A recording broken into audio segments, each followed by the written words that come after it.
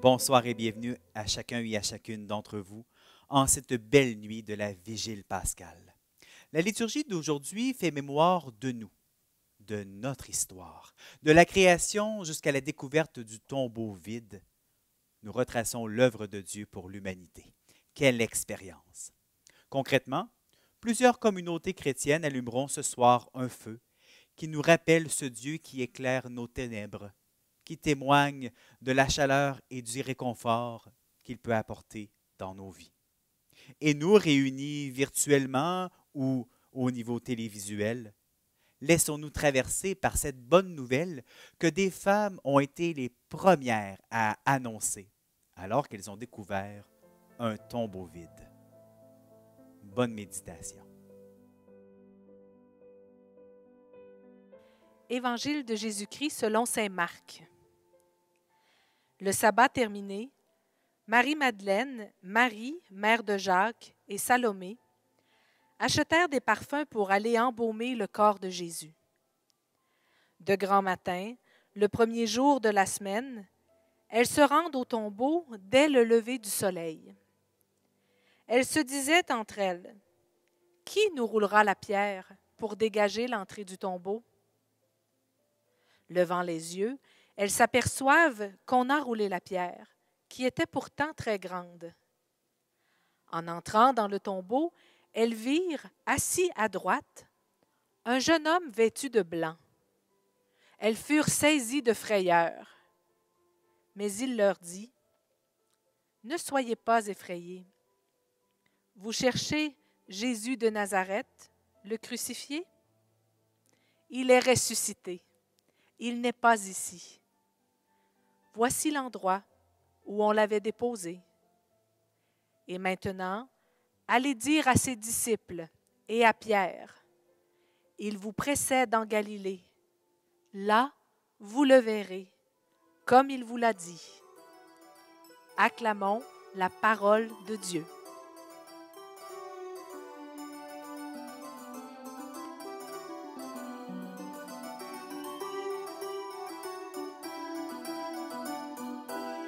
Pourquoi chantait Marie-Madeleine? Pourquoi chantait? Pourquoi chantait Marie-Madeleine? Pourquoi chantait? Je suis allée au tombeau du maître et quelqu'un a roulé la pierre. Je vous le dis, je vous le dis. Et le tombeau, Marie-Madeleine, et le tombeau, et le tombeau, Marie-Madeleine, et le tombeau. J'y suis entrée, mais il était vide et j'ai vu un ange splendide. J'ai tout compris, j'ai tout compris. Que disait-il, Marie-Madeleine? Que disait-il? Que disait-il, Marie-Madeleine? Que disait-il? Il est vivant, celui que tu cherches. Tu verras, ce n'est pas un rêve. Il l'a promis, il l'a promis. Où est-il donc, Marie-Madeleine? Où est-il donc? Où est-il donc, Marie-Madeleine? Où est-il donc? Près du jardin, je l'ai vu dans l'ombre. Je vous jure, il est de ce monde. C'était bien lui, c'était bien lui. A-t-il parlé, Marie-Madeleine? A-t-il parlé? A-t-il parlé, Marie-Madeleine? A-t-il parlé? Il m'a bien dit, je pars vers le Père. Mais avant, je veux voir mes frères, tous mes amis, tous mes amis. Qui te croira, Marie-Madeleine? Qui te croira? Qui te croira, Marie-Madeleine? Qui te croira? Les gens diront, histoire de femme. Mais voyez, je n'ai plus de larmes. Et tout est dit, et tout est dit. Alléluia, chantait Madeleine. Alléluia. Alléluia, chantait Madeleine. Alléluia. Alléluia, alléluia, alléluia,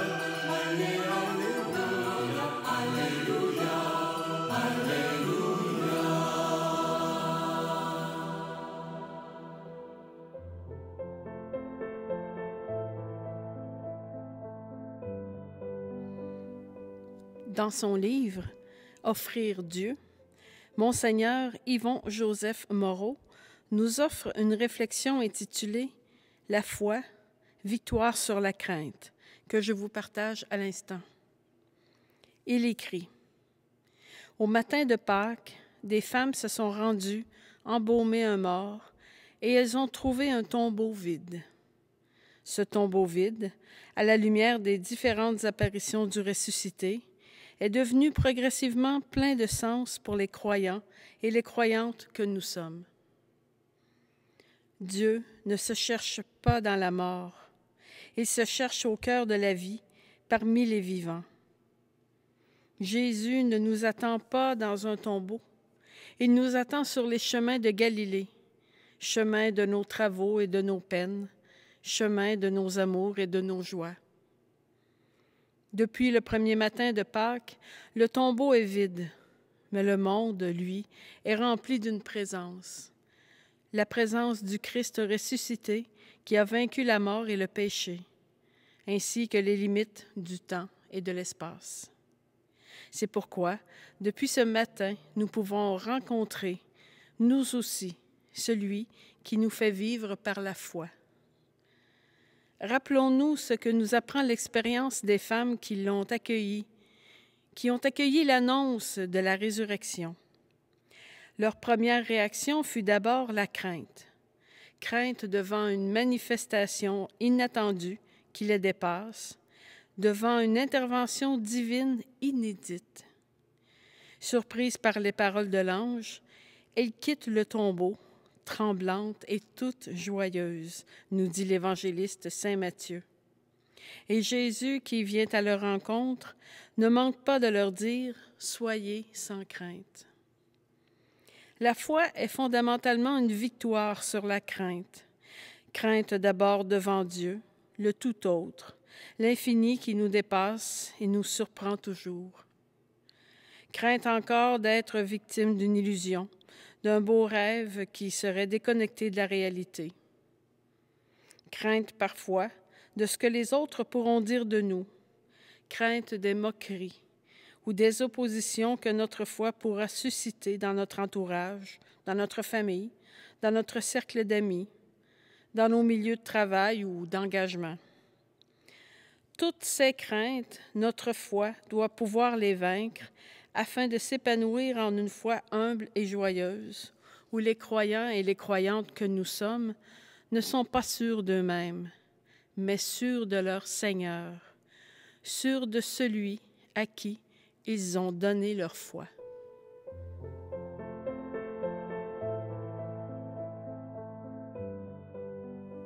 Denise Lamarche, une religieuse de la congrégation de Notre-Dame, docteur en théologie, a publié en 2001 un ouvrage dont le titre est « Des femmes aussi portent la croix ». Avant de nous quitter, j'aimerais ça vous partager une prière qui se trouve à la toute fin de l'ouvrage, intitulée « Prières de femmes solidaires ». Et vous remarquerez que ces prières-là, le Christ y répond. Ça va comme ça. Pourquoi faut-il que je sois rassurée quand l'expérience du sacré me rejoint? Pourquoi ai-je besoin d'entendre ce « ne vous effrayez pas » ? Seigneur, prends pitié, que jamais la peur de ta proximité ne m'habite. Pourquoi faut-il que je te cherche encore, Jésus, le vivant pour toujours? Pourquoi faut-il que j'entende encore l'annonce de ton réveil, de ta résurrection? Seigneur, prends pitié, que jamais le doute de ta présence réelle ne m'accable. Pourquoi faut-il que je sois de la descendance de celles qui, les premières, ont été témoins de ta résurrection? Pourquoi faut-il que me soit confiée l'annonce du grand Alléluia de Pâques? Seigneur, prends pitié, que jamais je n'arrête ma marche pour révéler ta vie qui vit en moi. Prends encore pitié, Seigneur, de toutes les femmes du monde qui marchent luttant contre la pauvreté et la violence. Prends pitié du monde appelé à la résurrection en vue du partage et du respect. Et voici ce que le Christ répond à ces femmes. Femmes, jouez sur toutes vos musiques un bel Alléluia. Le tombeau est ouvert. Chantez un vibrant Alléluia. La mort est morte. Dansez un joyeux Alléluia. La vie vivra. Vous me cherchez dans vos larmes, je vous mène dans la joie. Vous me cherchez dans vos ténèbres, je vous guide dans la lumière. Vous me cherchez dans vos deuils, je vous conduis vers la vie.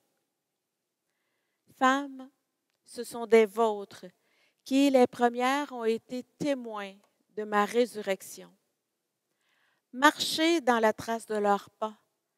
Allez dans la Galilée du monde et proclamez « Jésus a ressuscité, et nous, et le monde avec lui. Alléluia, Alléluia. »